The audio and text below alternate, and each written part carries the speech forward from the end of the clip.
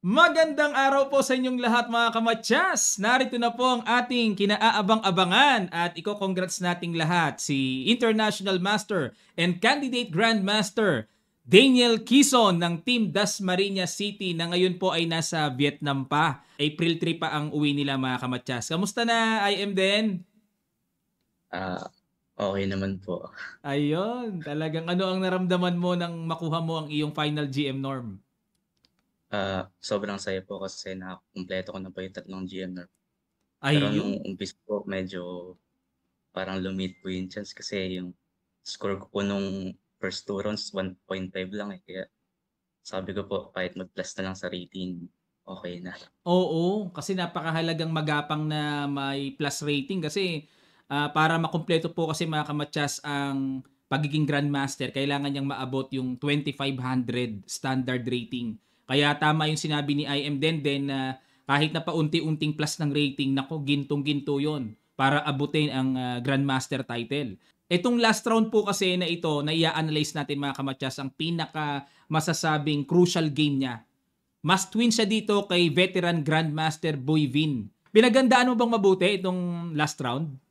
Opo, marami po akong inandang opening pero yung huli po yung napili ko yung D5, eh, pero Ayan. marami po akong choice. Black po dito si IM, Den at nag-D4 sa kanya si GM Boy Vin. Nag-Knight F6 siya, Bishop G5. Ayan, tinirahan siya ng Trompovsky. Isa rin sa, ano mo to, expected opening na ititira sa'yo, Den. Opo, yan po talaga yung first na inaasahan ko, Bishop G5. Ayun. Paano mo pinaghandaan?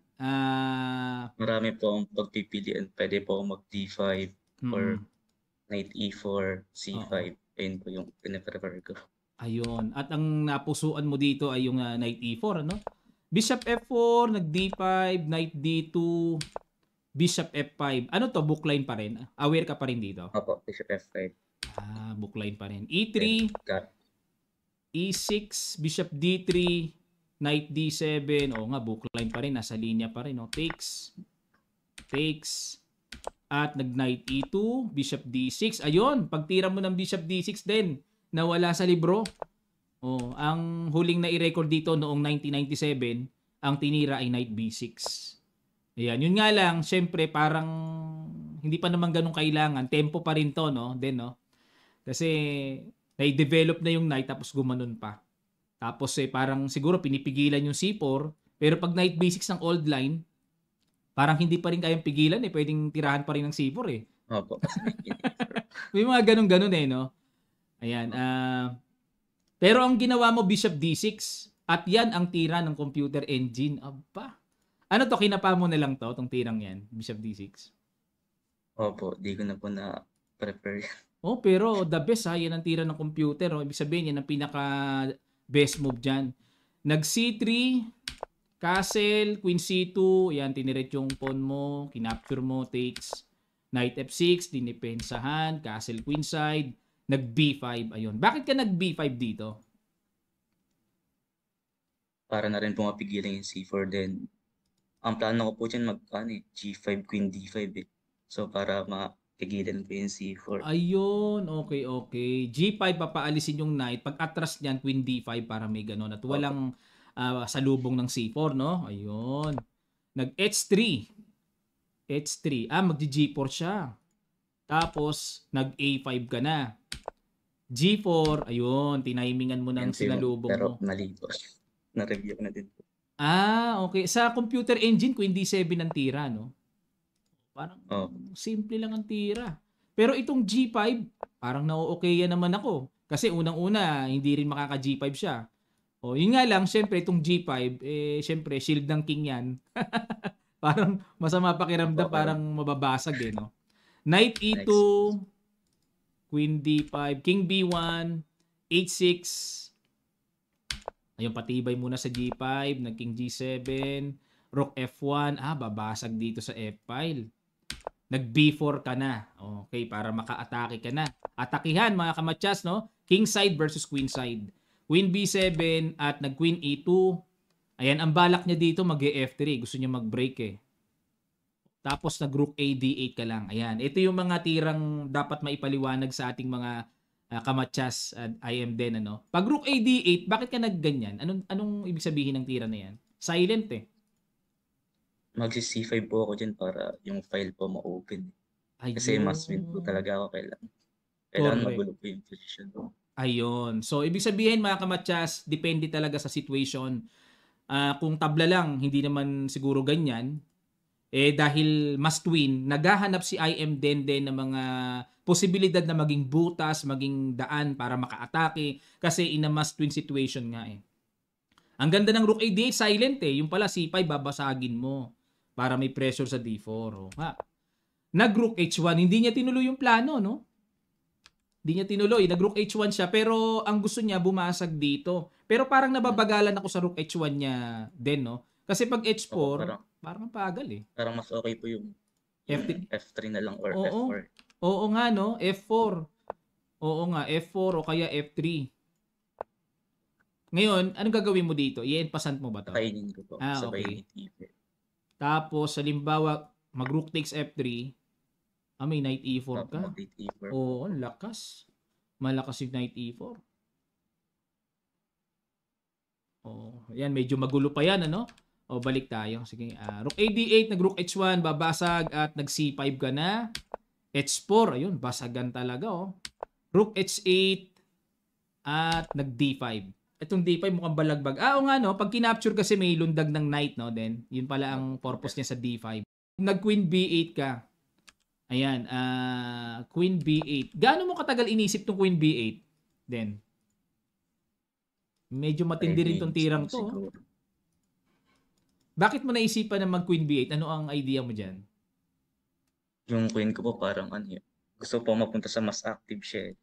Sa gitna po. Ayun. Ayun. Kasi wala akong gamit eh. Oo. So, ganun po yun mga kamatsas, no? Hahanap ka ng mas aktibong square sa pyesa mo na medyo sa palagay nyo ay kulang ang kanyang nagagawa. Ayun, kaya siya nag-Queen B8, ililipat niya dun sa E5. Mas centralized, mas magagamit talaga. Ayun, hindi pwedeng capturein yung pawn kasi matutulungan ang white na makalundag yung knight. Naku, nakakatakot yan pag nakalundag yan dyan. Kaya hanggat maaari, pinapanatili ng black na may pawn sa E6 para sa F5 square control. Nag-Queen B8, kumapture, capture, takes. Ayan, nagpalit-palit na. Parang, ito, hindi ka ba naiilang dito? I am then na parang, parang baka Try po. Pero okay lang may naman. late naman. Okay lang, ano, Fine. hindi naman makaka-penetrate siya ng malaking atake. Queen C2, atake sa pawn.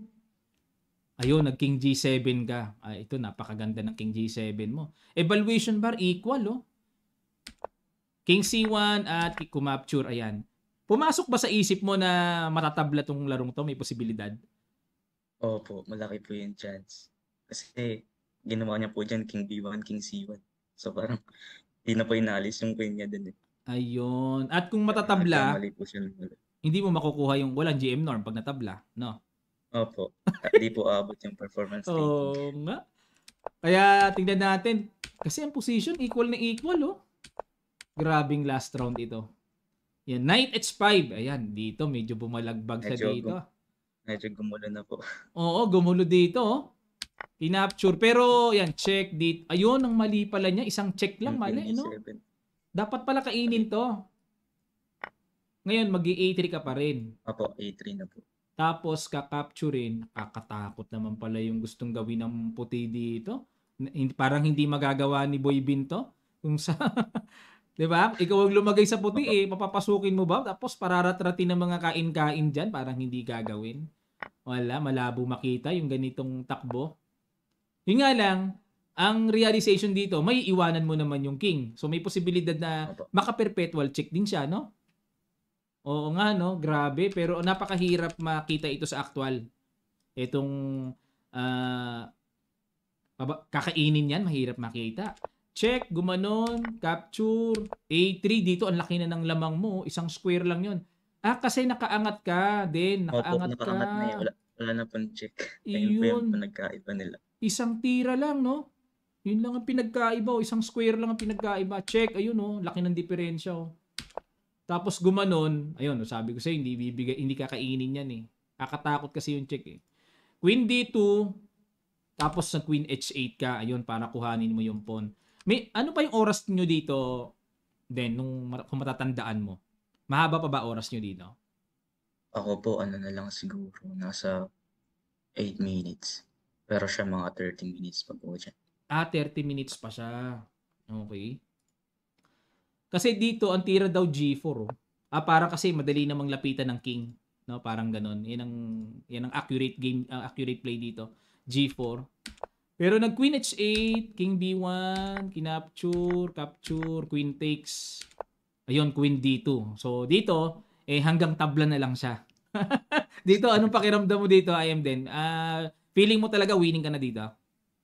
Opo, kasi nakita ko na po yung Queen H1, Queen F1, tas Queen D3. Ayun, ang So, patay. Oo, sabi ko, talaga.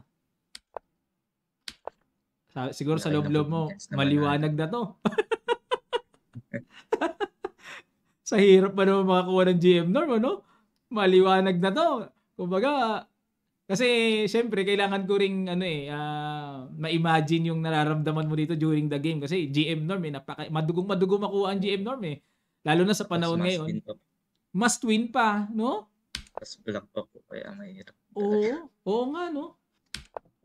Queen D3, Queen C1, Queen A3, ayun. Dito kasi pag Queen D3, hindi na pwedeng makipag-exchange kasi halimbawa yung ganito, may King E4 ka pala, no? Pag gumanon kasi may G4 ka. Sakto rin pala, talo na rin talaga siya. Ngayon, dito siya pumunta, Queen C1, Queen A3, hinuli mo na. At dito, naparesign na siya. Ayun. Nung naipanalo mo to, nakangiti ka ba dyan din? O, siyempre, ikaw kasi nakikita ko pag nananalo, baliwala eh. Parang wala lang din eh, no? Di ka ba nakangiti dyan? Di ba abot sa tenga yung ngiti mo dyan? Hindi po nakita, pero sobrang saya po. Oo, lalong-lalo nang masaya si coach mo, syempre, na nakamonitor. Kasi alam mo naman ang coach, IM din, nandyan lahat ng pressure eh. O akala nila, player lang ang nape-pressure. Hindi ang coach nape-pressure talaga yan, lalo na nakatutok yan. O kaya syempre, masayang-masaya din si, ano mo dyan, si Coach Roel mo. Kasama ba dyan si GM daw? Andyan ba? Opo, dito din po siya. Si GM Darwin Lailo, Nag, nandyan din. naglaro din po siya sa sa ibang category. Oo, pero ba't hindi niya nilahat, ano? Konti lang nilaro niya. Dalawang tournament din po siya. Nagdalawa din ba? Pero hindi kayo no, magkasama no dito sa huling tournament na 'to. Opo, nung una po magkasama, pero itong second tournament hindi. Ayun. Grabe, ang galing ng Vietnam ngayon ha. Nagkaroon sila ng mga round robin ngayon, magkakasunod pa ha. Sana magaya ng Kamatsas yan, yung mga ganyang dalawang dikit. At ngayon, ano live rating mo? IM din. Ano po, 2460. Ayun, mga Kamatsas. 40 points na lang ang kailangan ni candidate Grandmaster Quezon at makukuha na niya ang Grandmaster title. Ayan. Ano pa yung mga susunod mong tournaments na naka-line up? Possible po itong sa Thailand po, sa April 13. Then Ah, sa May po, ganito po ulit sa dalawang tournament sa Vietnam.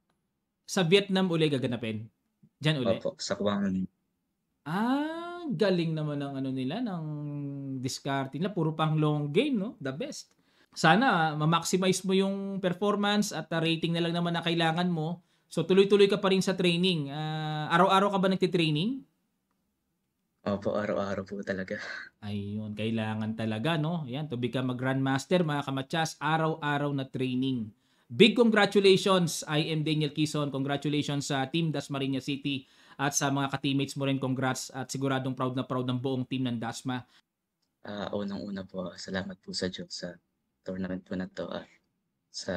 Kay Kong PD Barsaga po at kay Mayor Jenny Barsaga. Maraming salamat po sa pagtulong niyo po sa amin.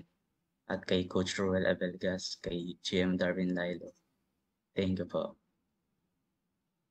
Ayun, okay na? Wala kayo bababatiin, sigurado ka.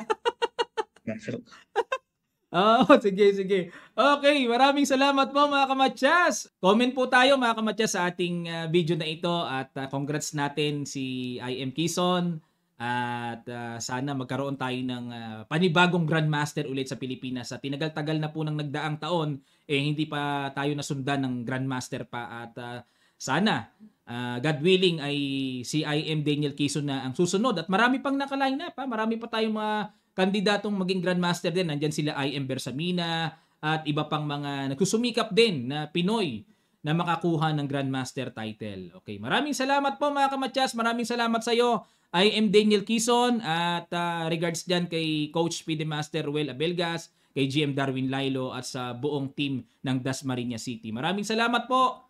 Magkita-kita pa tayo sa mga susunod pang videos. Paalam na, IM Quezon.